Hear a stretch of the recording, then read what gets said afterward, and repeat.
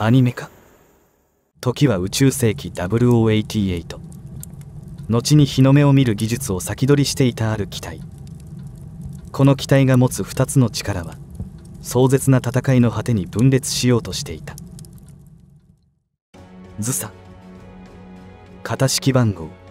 AMX102。テレビアニメ「機動戦士ガンダムダブルゼータ」が初出。木星圏からの帰還後、地球侵攻作戦を開始したアクシズ改めネオジオン。しかしそのための戦力の多くはガザシリーズが中心で、大きな力を持つ機体はハマーンカーンのキュベレイくらいであるなど、実際問題かなり心もとない状態であった。そのためネオジオンは戦力増強のために新型機を次々と開発。その中でも特に小さめに作られたものは癒し要素などかけらもなく、全身が弾薬庫というとんでもないものであったという。それが存在感がありすぎるオプションとともに激動の時代を駆け抜ける機体ズサである。パイロットはハマーンを心底崇拝し、ネオジオンの戦艦エンドラを率いて数々の試作機の実験を行うも、いつもお約束のようにやられて撤退することになる元祖残念なイケメンマシュマーセロ。本機は並行して開発されていたガルス・ジェイとの連携を前提に作られた後方支援機であり、その特徴として前身は一年戦争時に作られたガッシャにも影響されていそうな形状になっている。装甲はまさかのガンダリウム合金を採用しており、頭頂高は15メートル、重量は 23.7 トンと、この時代の機体の中ではかなり小型かつ軽めの機体になっている。また詳細は不明なところも多いが、背面のスラスターの推力はおそらく背中の2機分だけで 34,600kg。 全て合わせればかなりの推力は持っていると思われるが、実際にコロニー内ではモビルアーマー形態のメタスに普通に追いつくなど、この状態でも可変気球の速度を発揮できるようになっている。しかし本機の真骨頂はこんなものではない。本当の恐ろしさはブースターポットという専用の追加ユニットを扱える点なのである。ブースターポットは本機の背面のブースター用マウントにミサイル部分の向きをほぼ90度弱回転させてから合体するといった簡単な変形機能を持ったユニットで、これを装着することで本機は単独での長距離移動が可能となり、推進力も数字上では 85,800kg も増加。しかも重量増加を防ぐために戦場への到着後は切り離して戦えるという、リスクも少なく可変機のような戦略ができるユニットなのである。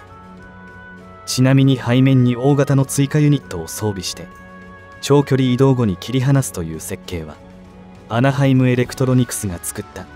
リガズイのバックウェポンシステムに通ずるものがあるのだが、本機は何気に同社よりも先に似たようなシステムを採用した機体だったりもする。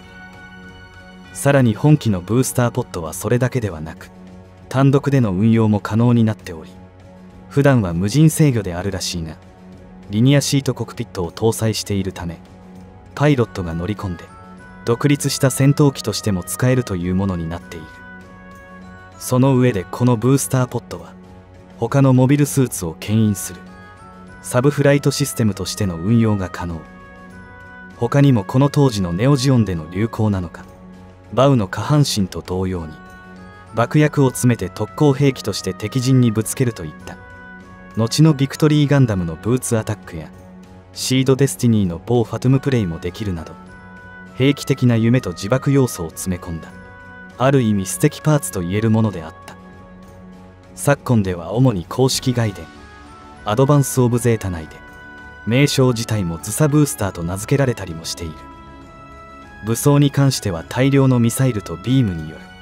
実質歩く武器庫のようになっており、首元の左右に怖すぎる対人用の30ミリバルカンが合計2門、両すねの装甲の裏にビームサーベルが合計4機、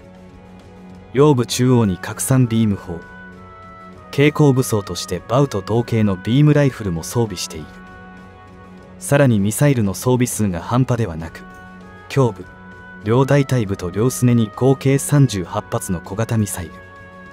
両前腕部に接近してから爆発するタイプの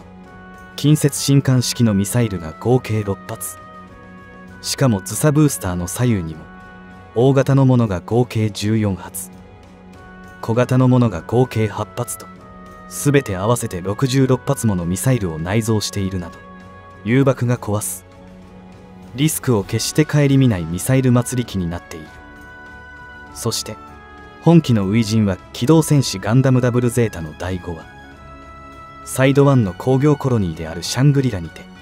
ネオジオンの戦艦であるエンドラに配備され、マシュマーの機体として初陣を飾ることになった。しかしこの時はまだズサブースターの調整がうまくいっておらず、ブースターにつけられたミサイルポットのうち右肩のものだけつけて出撃。とはいえ意外と性能は高く、先ほどのメタスおよびアストナージメドッソが狩るゼータガンダムを普通に圧倒している。ところがゼータガンダムに主役のジュドーアーシタが乗ってからは不利となり、右腕を破壊されて撤退という悲しい初陣であった。一方で量産化計画は順調に進められていたようで、地球降下作戦前にはブースター付きのズサ隊が結成されている。もっともガルス・ジェイとの連携も果たされないまま、ダブルゼータガンダムのダブルビームライフルの一射で複数が落とされるなどひどい結果であった。そしてその後は一度はエユーゴの戦艦であるネール・アーガマと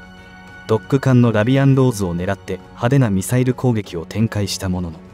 大したダメージは与えられず、物語終盤にはハマーン派の所属機として結構な数のズサが投入されていたり、対するグレミー派の機体としてグレーに塗られたものも登場しているのだが、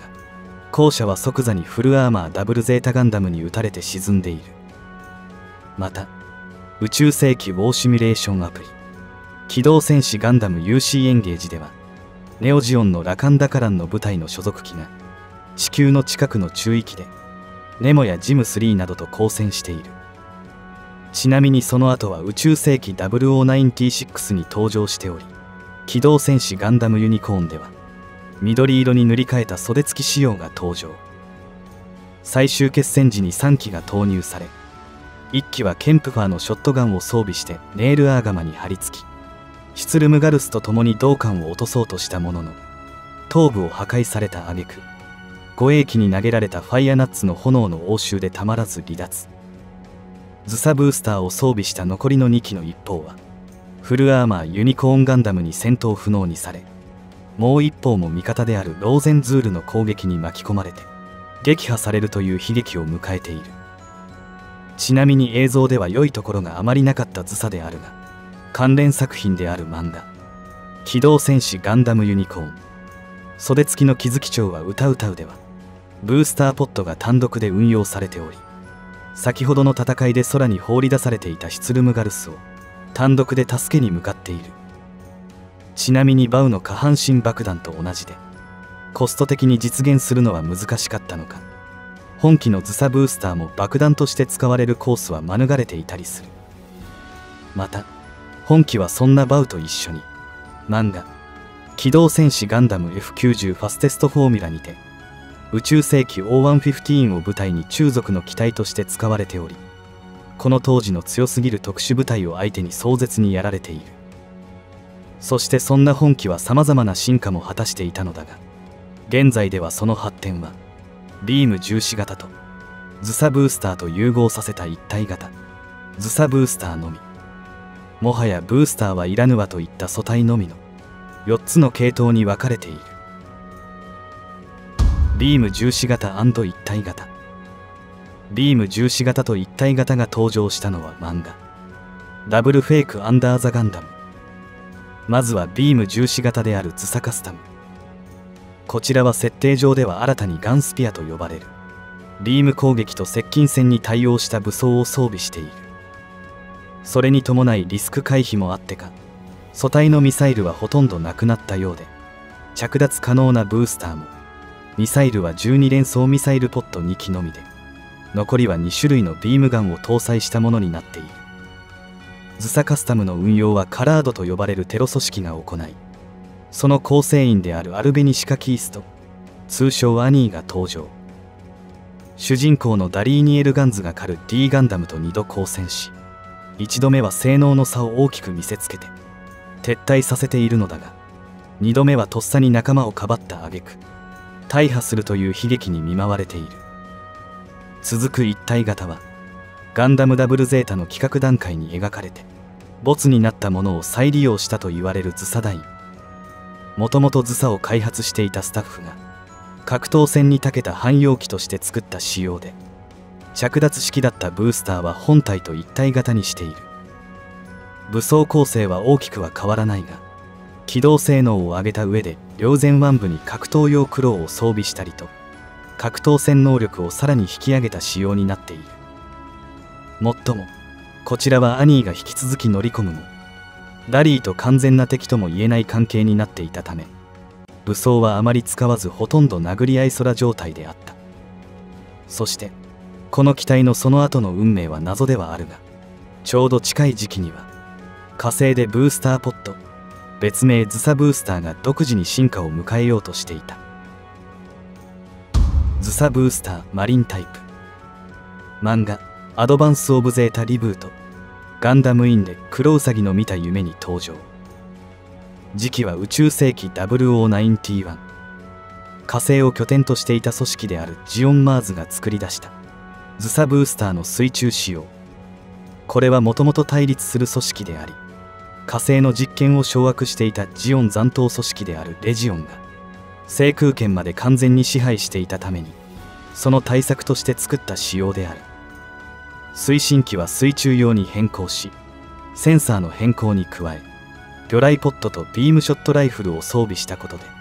水中でのミッションに十分に対応できるようになっている。ただし装着するのはズサではなく、連邦系の機体が元となっているアーリー・ヘイズルになっているため、ジオン系のシステムは普通は対応していないはずであった。しかしシステムにバニーズと呼ばれる強化人間人格 OS を組み込み、アーリー・ヘイズルにも改造を加えたことで無理やり対応させて動かすといったなかなかの無茶ぶりで成立した仕様であった。そしてこのズサブースターマリンタイププラス装着型ジムクーエルはレジオンとの戦いに身を投じていくことになる。その後ズサの発展期の中では本体とブースターが一緒になることはなく、宇宙世紀からはるか先の未来にて最終的に本体だけが大きな進化を見せることになった。ズサンテレビアニメターン A ガンダムに登場。時は宇宙世紀が終わり、アナザーガンダムの時代も超えた先に行き着く時代である西暦にて、月で発掘されたかつてのズサの発展機と思われる機体である。コックピットの全天周囲モニターや全身のミサイルは健在だが、よく見ると腰部がなくなっており、脚部は胴体から直接生えているといった形状になっている。しかし強化はかなりのもので、両前腕部は伸縮式のアームパンチ、両すね外側も鉄器の装甲を貫けるアンカーワイヤーに改造していたりと、接近戦性能を大幅にアップしている。そしてこちらは劇中にてシルバースモーを2機撃破したものの、ハリー・オードのゴールドスモーにやられてしまっており、その後は作業用に使われたりと華やかな場面は少なかったようである。しかし本機はズサブースターとは途中で別れながらも、ネオジオンの機体の中では数少ない黒歴史を超えていった機体だったのであった。余談。本機は初期案の段階ではズサではなくゾノスという名称であった。しかもこの時はモノアイの上に目のペイントが描かれていたのだが、結局採用されなかったため、その部分はヤクト動画のデザインに転用されていたのであった。今回の解説はこれで終了になります。ご意見感想などコメントをお待ちしております。最後までご視聴ありがとうございました。では次回の解説でまたお会いしましょう。